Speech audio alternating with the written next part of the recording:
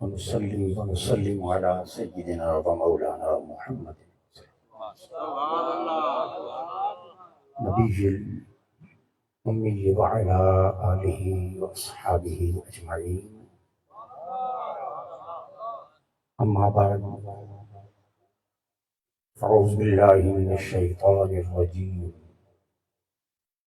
بسم الله الرحمن الرحيم.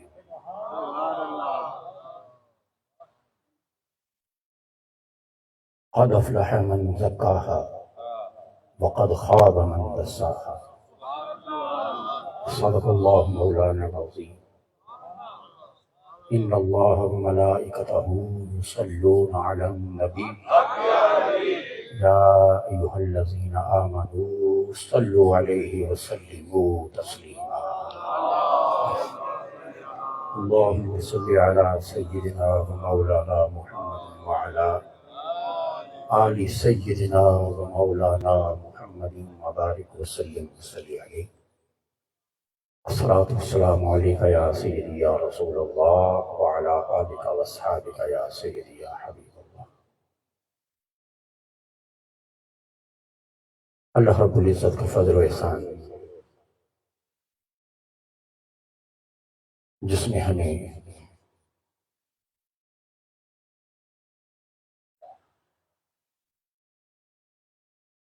آل نبی اولاد علی کے قدموں میں آنے اور بیٹھنے کی سعادتیں بار بار عطا فرمائیں. اللہ کی رحمت بار بار ہمیں ان کے قرب میں لاتی ہے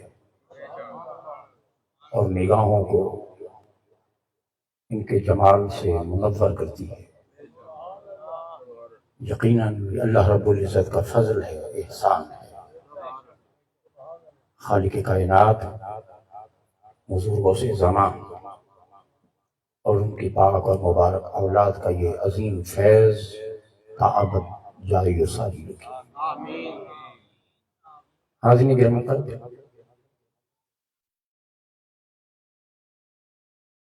روحانیت کا پیغام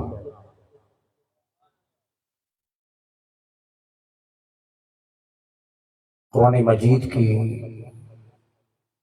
روشنی کے اندر، پھر آقا دو جہاں صلی اللہ علیہ وسلم کی احادیث کی روشنی میں، پھر اولیاء، صلحاء، عرفاء اور صوفیاء، ان کے احوال، ان کے اقوال اور ان کے نظریات کی صورت میں تو ہم تک پہنچتا رہتا ہے، ہم سنتے رہتے ہیں. آئیے اب تھوڑا سا جائزہ لیتے ہیں کہ عالم مغرب، عالم یورپ اور سائنس کی دنیا اس روحانیت کو کس نظر سے دیکھتی ہے. اس دنیا نے کیا لکھا، کیا محسوس کیا، کن کن چیزوں کے مشاہدے کیا، کیا کیا ان کے تجربے میں آیا، اور بالآخر وہی لکھا جو 1500 سال پہلے مصطفیٰ کریم کی زبان اقدس سے عطا ہوا. ان کا علم، ان کا ارتقاء، ان کا مشاہدہ جو پروان چڑھتا گیا، وہ تو انہی نظریات سے قریب تر ہوتا چلا گیا جو نظریات ہمیں قرآن دیتا ہے اور صاحب قرآن عطا کرتا ہے. آئیے ذرا اس حوالے سے تھوڑا سا جائزہ لیتے ہیں. ممکن ہے کہ اس کا کچھ حصہ آج کے مختصر سے وقت میں جتنا بیان ہوا کریں گے، کچھ حصہ اس سے ریلیٹڈ انشاءاللہ نیکسٹ گفتگو میں ہوگا. بعض اوقات ایسا ہوتا ہے کہ آپ ٹھیک ہے ہمارے اولیاء ہیں، صوفیاء ہیں، صلحاء ہیں، وہ تو بیان کرتے رہتے ہیں، لیکن جب اوروں کی تصدیق ہو جاتی ہے تو پھر ایمان اور مضبوط ہو جاتا ہے۔ جب یہ چیز سامنے آ جائے کہ یہ صرف ہمارے گھر ہی کی بات نہیں بلکہ غیر بھی اسی شمع کی صداقت کی گواہی دے رہے ہیں جو شمع ہمارے گھر میں جل رہے ہیں، اسی روشنی کو خراج تحسین پیش کر رہے ہیں۔ اب باتیں کافی گہری ہیں، مگر جو زیادہ گہری ہیں انہیں چھوڑ کے جو چیزیں آپ کی سمجھ میں آ سکیں سادہ الفاظ میں کوشش کرتا ہوں کہ وہ آپ تک پہنچاؤں گا۔ یورپ میں کوپرنیکی ایک تھنکر ہوا ہے، یہ پہلا مفکر ہے یورپ کا، کوپر کے نام کا۔ یہ پہلا مفکر ہے جس نے سن 1543 کے اندر 1543 کے اندر انسان کو ایک روحانی حقیقت ثابت کرنے کی کوشش کی کہ انسان کی روحانی حقیقت کیا ہے۔ انسان صرف یہ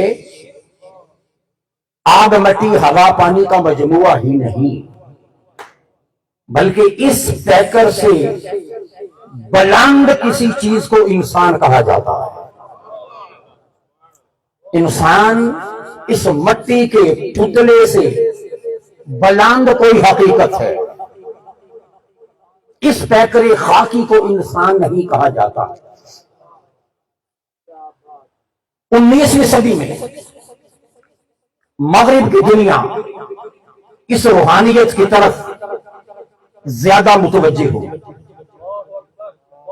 19ویں صدی اور 1874 میں سر ولیم کیکس نے ایک کتاب لکھی۔ 1874 یعنی 19ویں صدی کے اندر سر ولیم کیکس نے ایک کتاب لکھی، اس کا نام ہے کتاب کا research in the phenomena of spiritualism, جس کا اردو ترجمہ بنتا ہے روحانی دنیا کے اسرار و رموز۔ روحانی دنیا کے اسرار و رموز، یہ کتاب اس نے 1874 میں لکھی۔ یہ کتاب کافی مقبول ہوئی چونکہ روحانیت سے عالم یورپ غالباً پہلی بار آشنا ہو رہا تھا۔ پھر اس کے بعد فرانس کا ایک فزیالوجسٹ ہے ریچرڈ نام کا، فرانس کا فزیالوجسٹ، اس نے 30 ایئرز آف فزیکل ریسرچ اس نام سے اس نے اپنی ریسرچ کو مرتب کیا، اور 30 سال کی ریسرچ کے بعد اس نے اپنی اس ریسرچ میں اعلان کر دیا کہ لوگوں، عالم ارواح بھی کوئی حقیقت ہے۔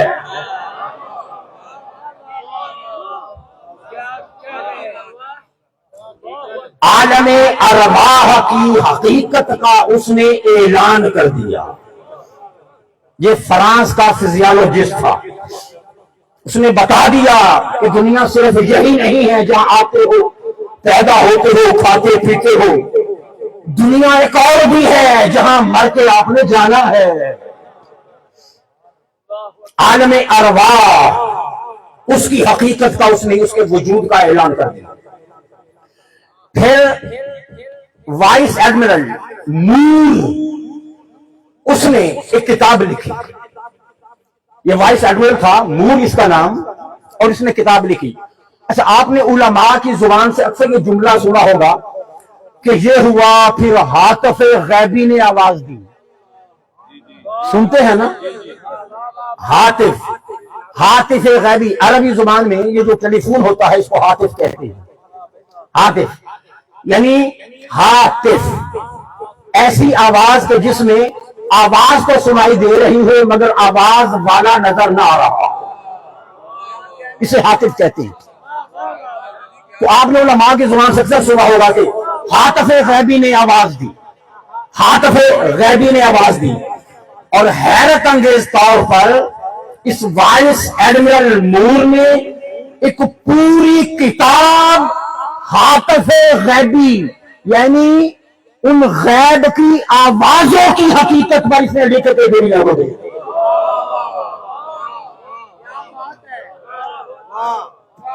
کہ ایسا بھی ہوتا ہے کہ آواز آتی ہے مگر آواز دینے والا نظر نہیں آتا.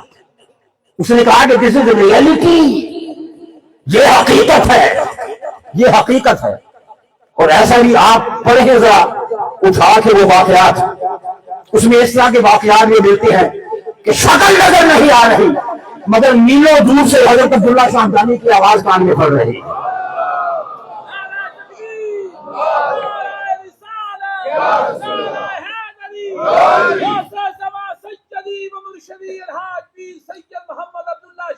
تو اس نے ہاتف غیبی یعنی غیبی آوازوں پر پوری کتاب لکھی کہ یہ بھی حقیقت ہے کہ آواز سنائی دیتی ہے مگر کبھی اس آواز والا نظر نہیں آتا. اس پر پوری کتاب لکھی، پوری کتاب لکھی. اب اس کے بعد امریکہ کا ایک وکیل ہے، ای رینڈل اس کا نام ہے، امریکن ای رینڈل. اس نے 22 سال تجربہ کیا. کتنے سال؟ 22 سال اس نے تجربہ کیا، مشاہدہ کیا، اسٹڈی کیا، اور اسٹڈی کرنے کے بعد اس نے ایک کتاب لکھی. کتاب لکھی، اس کتاب کا عنوان ہے The Dead Have Never Died. اس نے لکھا کہ لوگوں مرنے والے کبھی نہیں مرتے.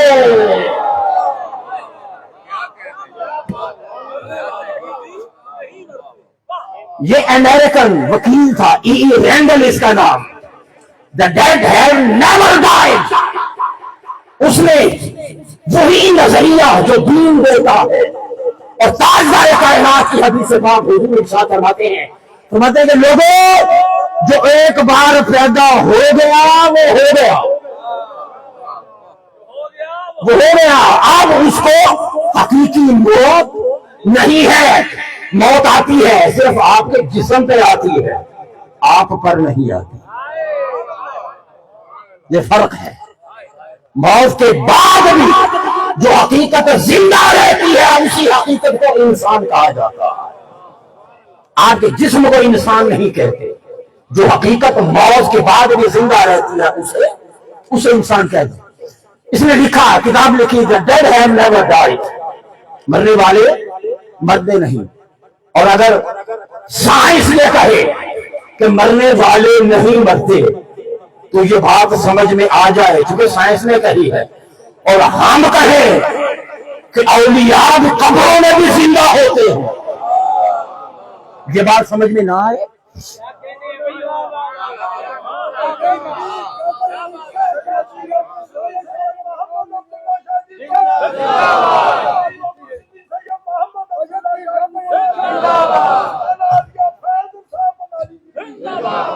اب اگر گورا یہ بات لکھے، غیر مسلم یہ بات لکھے کہ مرنے کے بعد بھی انسان زندہ رہتا ہے تو انسان مروب ہو. یہ سائنسدان لکھ رہے ہیں جی، یہ تھنکر لکھ رہے ہیں جی، مفکر لکھ رہے ہیں جی، یہ سائنٹیفک ریئلٹی ہے جس کو ایکسپٹ کیا جا رہا ہے. تو اگر یہ اعلان کیا جا رہا ہو لوگوں جس کی بارگاہ میں آتے ہو وہ عبداللہ شاہ ہمدانی زندہ ہے،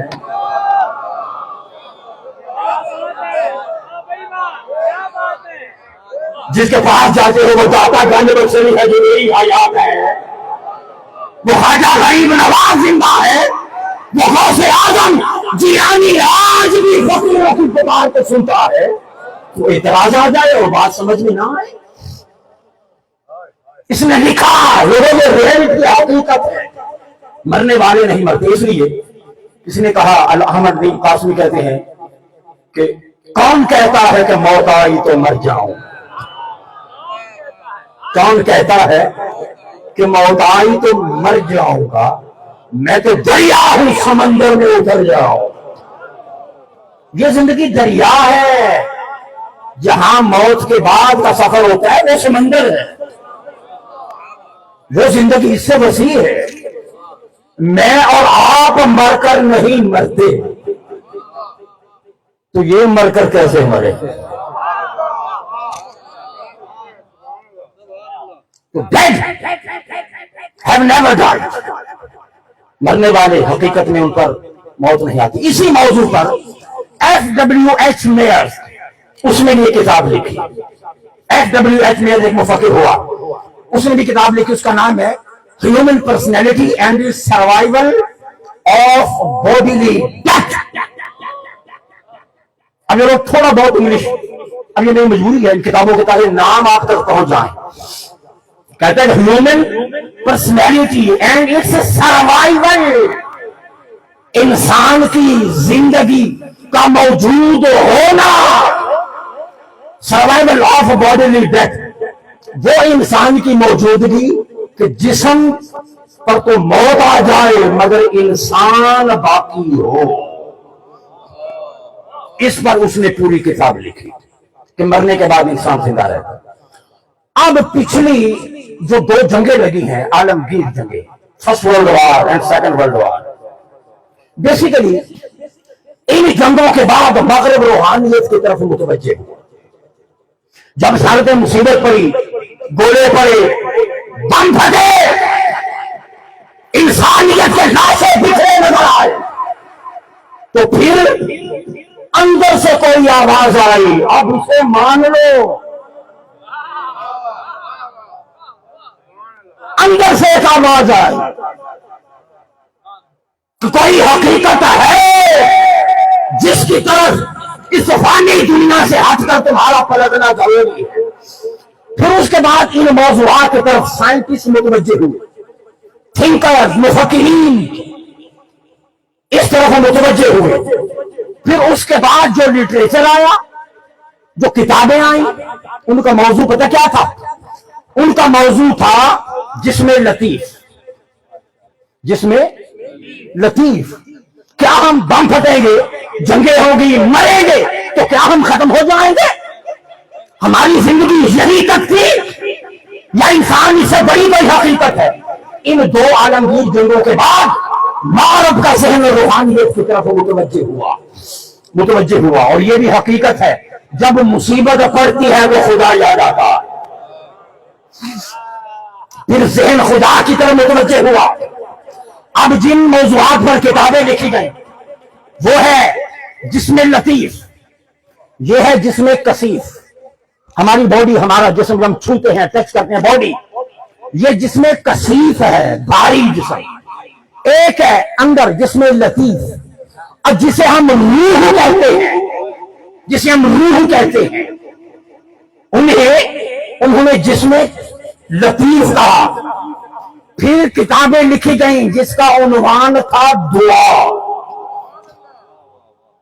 دعا پر کتابیں لکھی گئیں کہ دعا کیا ہے, کیا یہ دعا مانگنا, کسی بڑی طاقت سے کسی مدد کو مانگنا, کیا اس کی واقعی کوئی حقیقت ہے, کوئی حیثیت ہے؟ پھر دعا پر لکھا گیا. پھر اس کے بعد یہ جو جسم لطیف ہے, اس کو انہوں نے آسٹرل باڈی کا نام دیا. ان کی کتابوں کے اندر آسٹرل باڈی, یہ ہے فزیکل باڈی, جسمانی ہماری جسمانی حیات, جسم کی حیات, یہ فزیکل باڈی ہے, یہ جسم ہے. اس کے اندر جو ہے روح, اس کو انہوں نے آسٹرل باڈی کہا. آسٹرل باڈی یعنی روحانی جسم, روحانی طور پر جو انسان کی حقیقت ہے, اسے انہوں نے آسٹرل باڈی لکھا. پھر اس کے بعد جو موضوع آئے وہ موضوعات تھے حیات بعد الموت. پھر انہوں نے حیات بعد الموت, کیا یہ بم پھٹے, گولے پھٹے, یہ ساری جو تباہی تھی بس یہیں تک تھی زندگی؟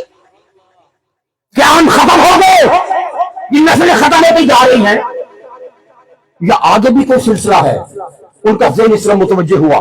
پھر جو موضوعات پر قلم اٹھایا گیا وہ تھا حیات بعد الموت, موت کے بعد کی زندگی.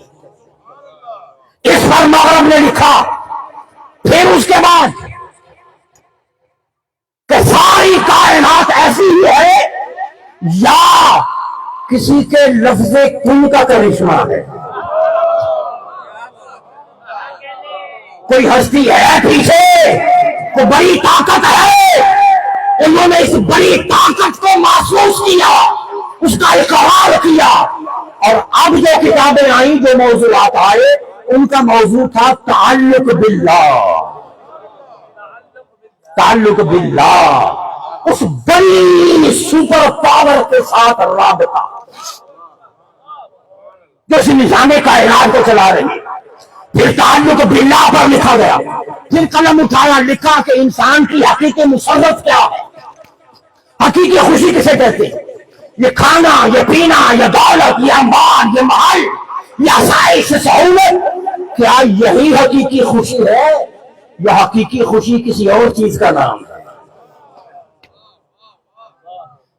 پھر انہوں نے سوچا کہ اگر یہ دولت کے انبار، یہ بڑے بڑے محلات، پھر آگے کون آئے گا بڑا لیڈ کا، اس میں حیرت انگیز بات اس نے کی، پھر ذہن اس طرح متوجہ ہوا، یہ بڑے بڑے محلات، یہ missing wealth, travel all over the world, دولت اکٹھی کرنا، ساری دنیا کا سفر کرنا، بڑے بلڈنگ مینشنز، بڑے بڑے محلات بنانا، اگر یہی حقیقی مسرت ہے تو انسان انہی مسرتوں کے جرمٹ میں خودکشی کیوں کرتا ہے؟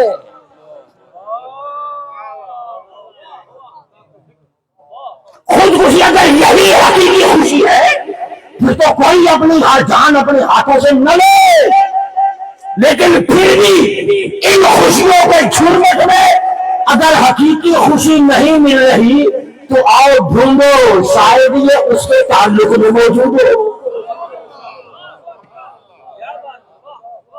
حقیقی مسرت اس ان نظریات پر لکھا، اور پھر حیرت انگیز پر انہی نظریات کی تصدیق کی جو نظریہ آج قرآن عطا کر رہا ہے اور صاحب قرآن عطا کر رہا ہے۔ پھر اس کے بعد ڈاکٹر ایچ کورنگٹن، یہ پی ایچ ڈی تھا، یہ کوئی چھوٹے لوگ نہیں ہیں، یہ ہائیلی کوالیفائڈ لوگ تھے۔ یہ ڈاکٹر کورنگٹن، اس نے پوری کتاب لکھی ہے جس کا موضوع ہی ارواح اور فرشتے تھے، روحیں اور فرشتے۔ یہ P H D doctor H Carrington, اس نے کتاب روحوں پہ لکھی، فرشتوں پہ لکھی۔ پھر اس کے بعد ڈاکٹر تھیوس برنارڈ، یہ ڈاکٹر، اس نے کتاب لکھی، اس کا عنوان تھا کہ ہیمن لائز، لکھتا ہے کہ ہیمن لائز ود ان اس، کہ لوگوں یہ جو جنت ہے، حقیقی جنت ہمارے اندر رہتی ہے۔ اس جنت کی تلاش باہر کی دنیا میں نہ کرو، حقیقی جنت، حقیقی مسرت، اس کے چشمے ہمارے اندر سے پھوٹتے ہیں۔ ہیون لائز ود ان اس، جنت تو ہمارے اندر رہتی ہے، جنت تو ہمارے اندر رہتی ہے، جنت ہمارے اندر رہتی ہے۔ جنت تو کیا، جنت والا بھی ہمارے اندر رہتا ہے۔ میں کہیں نہیں سماتا، قلب مومن کے اندر سما جاتا ہوں، مومن کے دل میں سما جاتا ہوں۔ جنت والا بھی ہمارے اندر ہے۔ پھر اس کے بعد ڈاکٹر الیگزینڈر کینن، اس نے کتاب لکھی دا انویزیبل انفلوئنس، کہ کبھی کبھی ہم محسوس کرتے ہیں کہ کوئی ہمارے ساتھ ہے، غیر محسوس طور پر کسی کی نگاہ ہم پر ہے، ہم کسی نگاہ کے زیر اثر ہیں۔ اس پر اس نے پوری کتاب لکھی، ڈاکٹر الیگزینڈر کینن۔ پھر اس کے بعد لیڈ بیٹر، بہت بڑا روحانی ہوا ہے مغربی دنیا کا، اس نے اپنے طریقے سے روحانیت پر محنت کی، اسٹرگل کی۔ یہ کہتا ہے، اس نے کتاب لکھی لیڈ بیٹر، اس نے لکھی انویزیبل ہیلپرز، لوگوں ایسے بھی ہوتے ہیں جو زندگی کی مشکلات میں ہماری مدد تو کرتے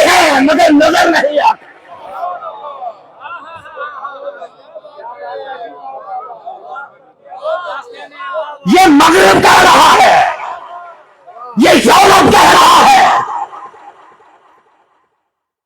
یہ سائنس کہہ رہی ہے، ایسے بھی ہوتے ہیں جو دکھائی نہیں دیتے مگر وہ ہماری مدد، بولے ہماری مدد کرتے ہیں، ہماری زندگی میں ان کا ہاتھ شامل ہوتا ہے، ہماری پشت پر کوئی ہوتا ہے، دکھائی نہیں دیتا مگر وہ مدد کرتے ہیں۔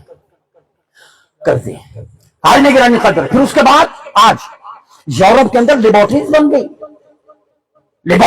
گئی، وہ اس روحانیت کو ریسرچ کر رہی، لیکن یہ لیبارٹریز، یہ سائنس جو بلند ہوتی چلی جائے گی، مصطفیٰ کے قدموں کے قریب پہنچتی چلی جائے گی،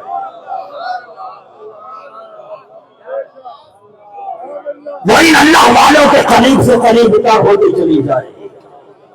اب جو پہلی چیز انہوں نے جس پر ریسرچ کی، جس کا انہوں نے اقرار کیا، اعلان کیا کہ لوگوں، موت فنا کا نام نہیں ہے، موت فنا کا نام، انہوں نے اپنی کتابوں میں لکھا کہ جسم لطیف جسے کہا جاتا ہے روح، اس کی ان کی تحقیق کے نتائج کے طور پر یہ حقیقت اب تسلیم کی جا چکی ہے کہ ہمارے جسم خاکی کے اندر ایک اور جسم رہتا ہے۔ اقرار کر لیا کہ اس جسم کے اندر کوئی اور بھی رہتا ہے جو پانی کے بخارات جو ہوتے ہیں ان بخارات سے زیادہ لطیف ہوتا ہے، اور حقیقی انسان وہی ہے۔ اور پھر لکھا کہ یہ جسم فانی ہے، یہ مٹی میں مل کر مٹی ہو سکتا ہے، یہ فانی ہے مگر اندر والا وہ ختم نہیں ہوتا، وہ زندہ رہتا ہے۔ اور لکھا انہوں نے اپنی کتابوں میں لکھا کہ جب ہم سوتے ہیں، اب یہ ذرا دیکھیں دلچسپ حقیقت، کہتا ہے کہ جب ہم سوتے ہیں، یہ الفاظ ہیں ان کے، جب ہم سوتے ہیں تو ہمارے اندر کا جسم لطیف ہمارے اس جسم سے نکل کر باہر ادھر ادھر گھومنے چلا جاتا ہے۔ جب ہم سو جاتے ہیں تو اندر کا انسان جسم لطیف ہمارا سوتا ہوا وجود چھوڑ کر اس میں سے نکل کر ادھر ادھر گھومنے چلا جاتا ہے۔ یہ دونوں جسم لطیف، دونوں یہ جسم اور جسم لطیف، جسم کثیف اور جسم لطیف، ان دونوں کے درمیان ایک بندھن ہے،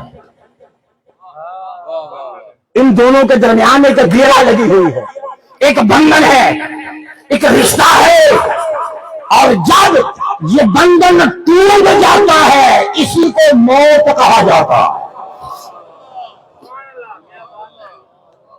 جب یہ گھیرا ٹوٹ جاتی ہے تو اسی کو موت کہا جاتا ہے، تو موت واقع ہو جاتی ہے، ورنہ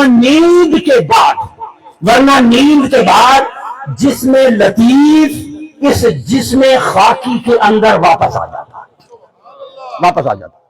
اب یہ وہ حقیقت ہے جو اس صدی اور پچھلی صدی کے جو تھنکرز ہیں، مفکرین ہیں، دانشور وہ لکھ رہے ہیں، اب حیرت انگیز طور پر جو انہوں نے حقیقت اپنی کتابوں میں لکھی 1500 سال پہلے، یہی حقیقت اللہ کا قرآن بیان کر رہا ہے۔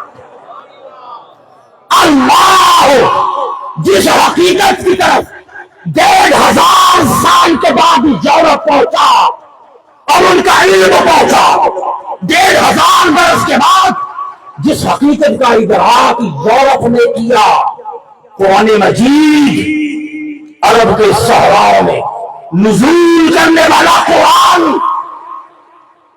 اس نے اعلان کر دیا کیا؟ اللہ یتوفی الانفس حین موتہا، وہ اللہ وہ ہے جو دو طرح تمہاری روحیں قبض کرتا ہے، دو طرح تمہاری روحیں قبض کرتا ہے، موت کے وقت بھی اور نیند کے وقت بھی، دو بار جسم سے روح نکلتی۔ اب دیکھتے ہیں آپ ادھر سوئے ہوئے اپنے گھر میں سوئے ہوئے، روح نکل کر پتہ نہیں کہاں گھوم رہی ہے، کہاں کہاں کی سیر کر کے، کس کس ملک کی سیر کر کے خوش نصیب روحیں گنبد خضرا کا طواف کر کے لوٹ آتی ہیں، شہر حرم کا طواف کر کے لوٹ آتی ہیں، جن کا وہ بندھن قائم گرا قائم رہتی ہے، وہ ڈاٹ، وہ گرا، وہ کنیکشن، وہ تعلق قائم رہتا ہے. ان کی روح جہاں بھی جائے واپس اس بدن میں آتی، واپس بدن میں. لیکن جس کی موت کا فیصلہ ہو جاتا ہے، اب جو انہوں نے کہا کہ جب یہ روح جب گھوم پھرے گی، اگر یہ کنیکشن ٹوٹ جائے تو پھر وہ اس جسم میں واپس، اسی کو موت کہتے ہیں. اور پھر یہی بات حقیقت قرآن نے کہی، واللتی لم تمت فی منامہا فیمسک التی قضی علیہا الموت ویرسل الاخری الی اجل مسمی. اگر تمہاری موت کا فیصلہ نہ ہوا ہو تو وہ اللہ تمہارے روح کو واپس تمہارے جسم میں لوٹا دیتا ہے، اور اگر موت کا فیصلہ ہو جائے تو پھر وہ روح کو اپنے ہاں روک لیتا ہے، پھر اس روح کو بدن میں آنے کی اجازت نہیں ہوتی. اب دیکھتے ہیں بعض رات کا انتقال سوتے سوتے ہو جاتا ہے، اچھے خاصے سوئے ہیں، جب اٹھے ہیں تو وہ حالت مردنی میں تھے. یہی حقیقت، چونکہ روح نکلی، اب اس کا فیصلہ ہو گیا کہ اب اسے واپس جسم میں نہیں لوٹانا، بندھن ٹوٹا، موت ہو گئی. اور جس کا فیصلہ نہیں ہوا وہ واپس اس جسم میں داخل ہو جاتی ہے، وہ دوبارہ پھر اٹھ جاتا ہے. باقی روح کوئی خاص مدت تک ان کے اجسام میں بھیج دیتا ہے، الی اجل مسمی. اور اس میں علم والوں کے لیے، فکر والوں کے لیے، غور کرنے والوں کے لیے نشانیاں ہیں. یہی حقیقت جس کا انہوں نے آج اظہار کیا ہے، قرآن مجید اس کا بہت پہلے اظہار فرما چکا ہے. اب پادری، وہ جو لڈ بیٹر ہے، وہ کہتے ہیں کہ لوگوں، you are not your body, you inhabit your body. You are not your body, you inhabit in your body. کہتا ہے کہ تم یہ جسم نہیں ہو، تم اس جسم میں رہتے ہو. تم یہ جسم نہیں ہو، تم اس جسم میں رہتے ہو. Bodies are mere shells which we cast aside like a suit. کہتا ہے کہ تم یہ نہیں ہو، تم اس کے اندر رہتے ہو. یہ جسم تو اس سوٹ کی طرح ہے جو کپڑے بدلنے کے لیے تم اپنے بدن سے اتار لیتے ہو. یہ جسم سوٹ کی طرح ہے، یہ تو ایک لباس ہے، یہ تو ایک لباس ہے. جیسے آپ لباس بدلنے کے لیے لباس اتارتے ہیں، ایسے ہی روح کا یہ لباس ایک دن اتر جائے گا. Just like a suit. یہ تمہارا لباس ہے، تم نہیں ہو. پھر آگے ڈاکٹر ایلکس کیرل کہتا ہے، ڈاکٹر ایلکس کیرل وہ کہتا ہے کہ man overflows and is greater than the organism which he inhabits. کہتا ہے کہ انسان اس جسم سے بلند حقیقت ہے، اس جسم سے بلند ایک حقیقت ہے، اس کو انسان نہیں کہتے. تو اس طرح انہوں نے روح کا اقرار کیا، عالم ارواح کو تسلیم کیا. ایک تو ہو گیا جسم لطیف جس کا اس سائنس نے اقرار کیا ہے. اب دوسرا ہے بڑی اہم بات، ایک اور انکشاف کیا انہوں نے. وہ کہتے ہیں کہ ہر انسان کے اندر، ہر انسان کی باڈی کے ارد گرد ایک اورا ہوتا ہے، ایک حالہ ہوتا ہے. اذان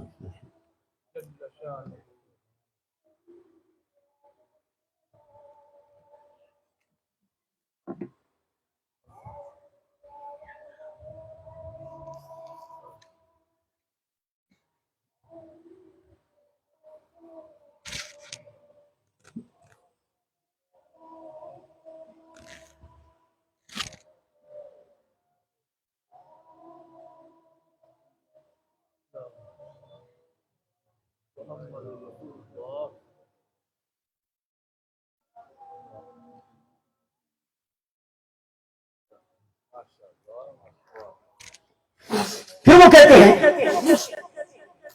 ہیں کہ یہ بھی ایک حقیقت ہے. آج کی سائنس نے اس بات کا انکشاف کیا. کہتے ہیں کہ ہر انسان کے جسم سے مختلف رنگ کی شعاعیں نکلتی ہیں. مختلف رنگ کی شعاعیں نکلتی ہیں، ویوز نکلتی ہیں، لہریں نکلتی ہیں، جو جسم کے ارد گرد ایک حالہ بناتی ہیں. جسم کے ارد گرد ایک دائرہ سا بنتا ہے، ایک حالہ سا بنتا ہے. جیسے اگر آپ چاند کے ارد گرد دیکھیں، کبھی کبھی ایک حالہ نظر آتا ہے، گول سا نظر آتا ہے. اگر آپ موم بتی جلائیں، شمع جلائیں، اس شمع کے گرد بھی ایک دائرہ سا نظر آتا ہے. کہتے ہیں کہ یہ حالہ، یہ دائرہ ہر انسان کے ارد گرد موجود ہوگا. اسے آواز کہا گیا.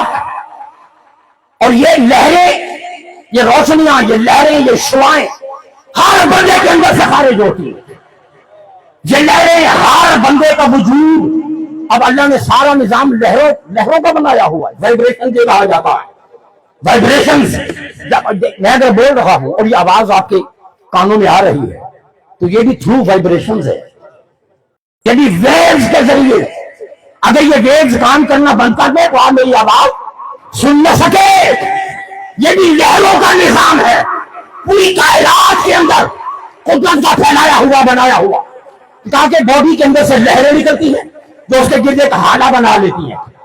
کہتے ہیں کہ وہ جو حالہ ہوتا ہے، کہتے ہیں کہ وہ نیکوں کا اور طرح کا ہوتا ہے، بروں کا اور طرح کا ہوتا ہے.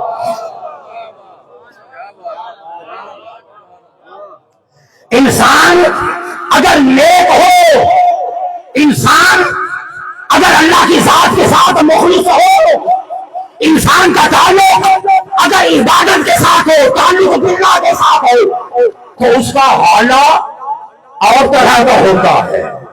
گناہگاروں کی لہریں اور طرح کی ہوتی ہیں، نیکوں کی لہریں اور طرح کی ہوتی ہیں. جیسا کردار ہوتا ہے ویسی ہی لہریں ہوتی ہیں.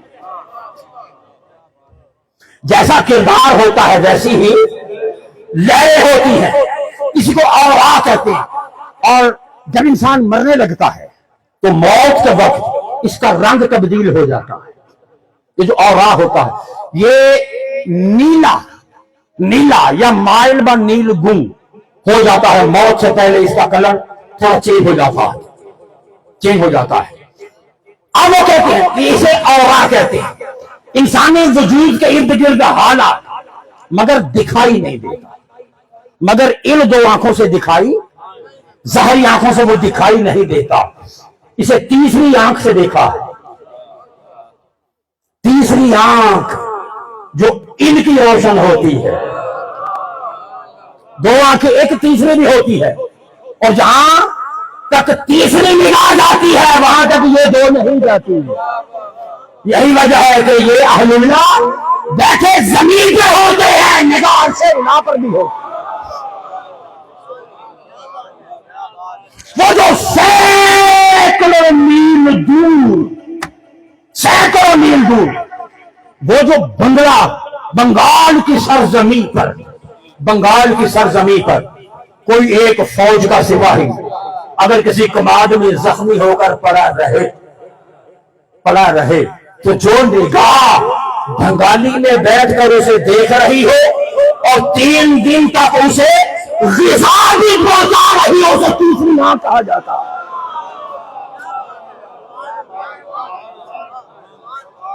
یہ تیسری نگاہ سے دیکھا گیا.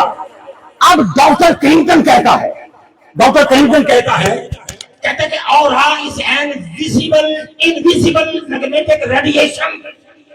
یہ ایک برقی، یہ مقناطیسی لہریں ہوتی ہیں. یہ مقناطیسی لہریں ہوتی ہیں. اور آج اسے کہا جاتا ہے از این انویزیبل، دکھائی نہ دینے والی میگنیٹک ریڈیشن. یہ مقناطیسی لہریں ہوتی ہیں فرام دا ہیومن باڈی، جو انسان کے جسم سے نکلتی ہیں. اب یہ 2 طرح کا کام ہوتا ہے.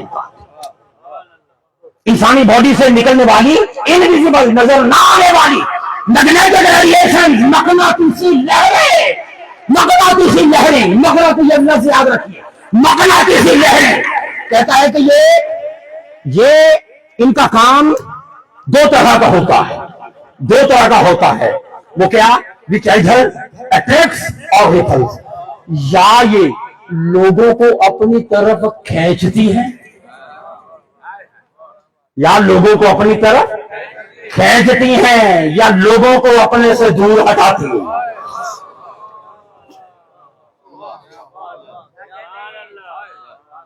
یا تو وہ لہریں اپنی طرف کھینچتی ہیں، اٹریکٹ کرتی ہیں، اسی کو کوشش کہا جاتا ہے، اٹریکٹ کرتی ہے، کھینچتی ہے، کھینچتی ہے۔ لوگوں، آپ اپنے گھروں میں بیٹھے ہوتے ہو، جب دل میں بار بار یہ خیال آئے کہ مجھے شیخ کی بارگاہ میں بھنڈرانی جانا ہے،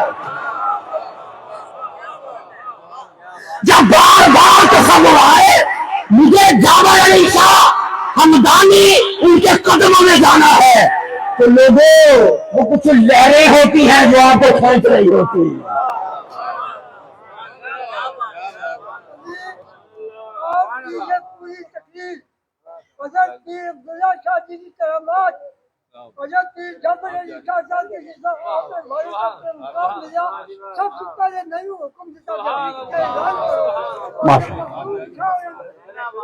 اللہ السلام۔ تو یہ وہ لہریں ہوتی ہیں جو کھینچتی ہیں۔ کہتے ہیں کہ ان کا دو ہی کام ہے، یا تو وہ اوروں کو آپ کی طرف اٹریکٹ کرے گی، کھینچے گی، یا وہ آپ سے انہیں دور ہٹائیں گے۔ اب کھینچتی کن کی ہے، ہٹاتی کن کی ہے؟ فرمایا کہ بندہ جب صالح ہوتا ہے، نیک ہوتا ہے، تو وہ لہریں دوسرے کو کھینچتی ہے، تو وہ لہریں دوسروں کو کھینچتی ہیں۔ اور انسان اگر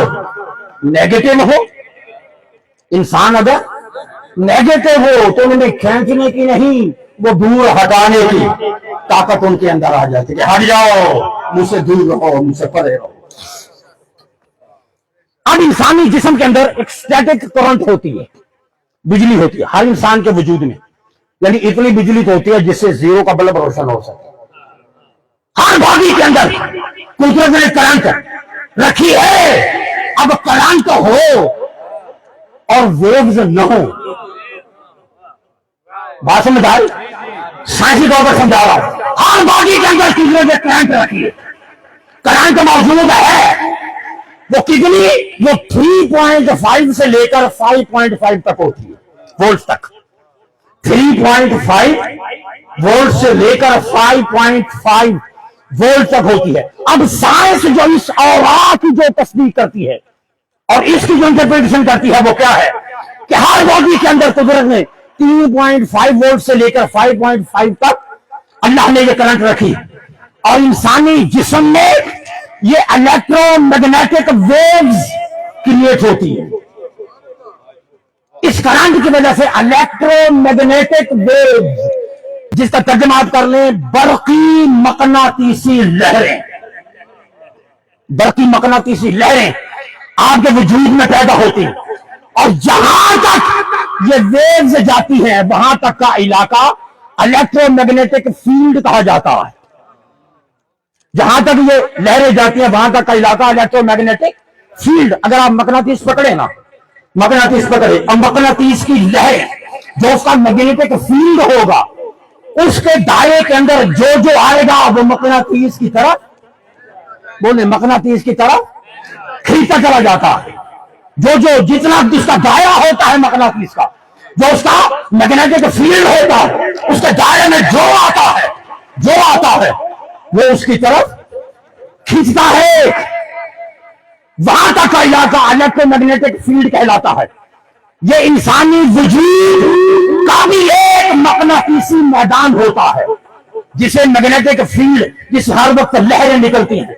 یہاں تک انسان سویا ہوا بھی ہو تو سوتے ہوئے بھی یہ لہریں باڈی سے خارج ہوتی رہتی ہیں، اور جیسی لہریں ہوں گی ویسے ان کے اثرات مترتب ہوتے ہیں۔ اب یہ جو اورا ہے، اورا کی دو قسمیں ہیں۔ औरा की दो किस्में। अब मैं इख्तिताम की तरफ आ रहा हूं। औरा की कितनी किस्में हैं? दो किस्में हैं, पॉजिटिव और नेगेटिव। कुछ का पॉजिटिव होता है, मुस्बत होता है, और कुछ का नेगेटिव होता है। अब ये उलमा, रूहानियत के माहिरीन और नॉलेज और साइंस बताती है, अगर आपकी थिंकिंग पॉजिटिव है, अगर आपकी सोच पॉजिटिव है, अगर आपका ख्याल पॉजिटिव है, पर्सनैलिटी पॉजिटिव है, शख्सियत पॉजिटिव है, सोच पॉजिटिव है, अगर दिमाग मंफी नहीं, अगर दिमाग मंफी नहीं, नेगेटिव नहीं, तो वो कहते हैं कि फिर इन लोगों का औरा पॉजिटिव होता है। इनका ये जो हाला होता है, ये क्या होता है? पॉजिटिव होता है, पॉजिटिव। अच्छा, दुनिया में एक और चीज कहते हैं कि दुनिया में एक लॉ काम कर रहा है जिसे लॉ ऑफ अट्रैक्शन कहा जाता है। ये जो पैसा आपकी तरफ आए, दौलत आपकी तरफ आए, इज्जत आपकी तरफ आए, शोहरत आपकी तरफ आए, नेकनामी आपकी तरफ आए, हर वो चीज जो आपकी तरफ आती है, जो आपकी तरफ आती है, कहते हैं कि उसका ताल्लुक भी पॉजिटिविटी के साथ है। जो जितना पॉजिटिव होता है, खैर उसकी तरफ उतना ही ज्यादा जाती है। जो जितना पॉजिटिव हो, खैर उसकी तरफ उतना ही ज्यादा लपकती। खैर, ये जो लॉ ऑफ अट्रैक्शन है, किसी भी चीज का आपकी जात की तरफ मुतवज्जे हो जाना, आपकी तरफ आ जाना, आपकी तरफ दौड़ बढ़ना, वो खैर किसी भी सूरत में हो, ये लॉ ऑफ अट्रैक्शन। और लॉ ऑफ अट्रैक्शन काम करता है पॉजिटिविटी और नेगेटिविटी से। अगर इंसान पॉजिटिव हो तो हर तरह की खैर उसकी तरफ आती है, फिर अल्लाह की मखलूक भी आती है, फिर अल्लाह की मखलूक। अगर इस तस्वर को कुरान की नजर से समझें तो इस आइडिया, ये आइडिया भी कुरान मजीद का दिया हुआ है। क्या? महबूब वलो कुंता फज़्ज़न गलीज़ल क़ल्बि लंफ़द्दू मिन हौलिक। महबूब, अगर आप मुस्बत न होते, मुस्बत में अगर आप नरम दिल न होते, अगर आप शफ़क़त का प्यादर न होते, अगर आप रहमत का प्यादर न होते, इंसानियत के लिए अगर भलाई का तसव्वुर आपके मुकद्दस ज़हन अक़दस में न होता, दिल नरम न होता, यानी बिक जाता है। महबूब, अगर आपकी ज़ाते अक़दस के अंदर ये पॉजिटिव, ये मुस्बत ख़ुसूसियात बदरजाए अतम न होती, तो दुनिया जो आता वो दिल आपके कदमों में न रखता और कदमों में गिर जाए। कितनी बड़ी मिसाल है कि जो जितना पॉजिटिव होता है उसकी तरफ खैर उतनी ही ज्यादा। जो नेगेटिव हो, जो नेगेटिव होता है, नेगेटिविटी। अब नेगेटिव इंसान कैसे होता है? नेगेटिव इंसान बुरी बातों से होता है, नेगेटिव गुनाह से हो जाता है, नेगेटिव इंसान बदअखलाकी से होता है, नेगेटिव इंसान गुस्से से होता है, इंसान नेगेटिव बेरहम होने से होता है, इंसान मनफी हवस से होता है, इंसान मनफी लालच से होता है, इंसान मनफी बुग़्ज़ से होता है, मनफी अदावत से होता है, दुश्मनी से होता है, इंसान नेगेटिव हसद से होता है, गुनाह से होता है, इंसानियत के खिलाफ साजिशें करने से होता है। नेगेटिव इंसान दूसरों को नीचा दिखाने से होता है, दूसरों को हकीर, जलील और कमतर समझने से होता है। नेगेटिव इंसान झूठ से होता है, दूसरों का हक खाने से होता है, बदअखलाकी से होता है। इससे तो नेगेटिव होता है, और जो आया ही रहमतुल लिल आलमीन बनकर हो, वहां नेगेटिविटी कैसे? जिसको देखे तो सहाबा पुकार उठे, कान्ना का कद खुलिकता कमा तशा, खुलिकता मुबर्रअन मिन कुल्लि ऐबिन। अल्लाह ने आपको हर ऐब से पाक पैदा किया। जब कोई ऐब वजूद मुस्तफा पे है ही नहीं, पॉजिटिविटी ही पॉजिटिविटी है। تو ساری کائنات پھر لفظ کن کے آگے سر نہ جھکائے تو کیا کرے؟ نعرہ تکبیر، نعرہ رسالت، نعرہ حیدری۔ یورپ نے لکھا، یورپین ہسٹورین نے لکھا، ان کی کتابوں میں موجود ہے، لکھتے ہیں کہ پروفٹ محمد کے اندر ایک عجیب کشش تھی، اس ذات صلی اللہ علیہ وسلم کے اندر ایک عجیب کشش تھی۔ یہ کشش اس لیے تھی کہ عیب کوئی نہیں تھا۔ ہائے ہائے، یہ کشش اس لیے تھی کہ عیب کوئی نہیں تھا۔ ذات نے کشش کو کیا، اللہ نے نام محمد میں وہ کشش رکھی ہے۔ ایک جھلک جب دیکھی یوسف دی، ایسی کشش اللہ نے رکھی، وہ اور کتنا مضبوط ہے، ساری کائنات تک جس کا دایا جاتا ہے، جس کا اثر جاتا ہے۔ اور پھر کیا کہا، ایک جھلک جب دیکھی یوسف دی، ہاتھ کٹ لے عورتاں مصر دیاں، ایسی کشش رکھی اتنے دن جٹھیاں وہ نام تو لکھن سوئی سنوائے جانے، صرف نام محمد پہ لوگ فدا ہو رہے، قربان ہو رہے۔ ایسی کشش کو نے رکھی، ذات میں بھی کشش، نام میں بھی کشش، اور ایسی کشش ایک دن صحابہ سے پوچھا، سوئیے صحابہ سے پوچھا، ایو الخلق اعظم علیکم ایمانا، تمہارے نزدیک عجیب ایمان کس کا ہے؟ صحابہ نے عرض کیا قالوا والملائکہ، عرض کیا حضور فرشتوں کا ایمان بڑا عجیب ہے، بڑا عجیب ہے۔ فرمایا نہیں، ان کا ایمان کیسے عجیب ہو گیا، وہ تو خود عالم نور میں رہتے ہیں، ان کا ایمان کیسے عجیب ہو گیا جن کو پیدا ہی عبادت کے لیے کیا گیا، بتاؤ عجیب ایمان کس کا ہے؟ عرض کیا حضور قالوا الانبیاء، اور حضور وہ انبیاء ہیں۔ فرمایا نبیوں کا ایمان عجیب کیسے ہو گیا، وحی ان پر تو وحی آتی ہے، جن پر فرشتہ آئے، وحی آئے، سب کچھ بتائے، ان کا ایمان عجیب کیسے ہو گیا؟ عرض کہ حضور پھر ہمارا قالوا فنحن، پھر ہمارا ایمان سب سے عجیب ہے۔ اور میں سے حضرت تمہارا ایمان عجیب کیسے ہو گیا جبکہ میں خود محمد تمہارے اندر موجود، تمہارا ایمان کیسے عجیب ہو گیا؟ میں خود ذات مصطفیٰ تمہارے اندر موجود ہوں، تم دیکھتے میں اشارہ کرتا ہوں چاند ٹکڑے ہو جاتا ہے، تم ایمان نہیں لاؤ گے تو کون لائے گا؟ توجہ کرتا ہوں سورج کو لگاتا ہے، اشارہ کرتا ہوں، پتھر دریا سے تیرنے لگتے ہیں، پتھروں سے کہنے کی آوازیں آنے لگتی ہے، کیکر اکھڑ کر میری بارگاہ میں آنے، توجہ کرو میری انگلیوں سے پانی کے چشمے جاری ہو جاتے ہیں۔ تم تو دیکھتے ہو، تمہارا ایمان عجیب کیسے ہو گیا؟ اچھا حضور پھر کن کا ایمان عجیب ہوگا؟ فرمایا سنو، فرمایا سنو، وہ لوگ جو تمہارے بعد آئیں، صدیاں گزرتی جائیں گی، لوگ آتے رہیں گے، آتے رہیں گے، آتے رہیں گے، ان کا ایمان اتنا عجیب ہوگا، اتنا عجیب ہوگا، لیکن محمد کو دیکھا نہیں ہوگا، میری زیارت نہ مکہ نے کی نہ مدینہ نے کی، لیکن اگر کوئی کہے تمہیں حضور دکھا دے کیا دو گے؟ تمہیں مصطفیٰ دکھا دے کیا دو گے؟ وہ کہیں گے حدیث پاک کے الفاظ، وہ کہیں گے ہم سے ہماری دولت لے جا، ہمارا مال لے جا، ہمارے بچے لے جاؤ، ایک بار ہمیں محمد عربی دکھا دو۔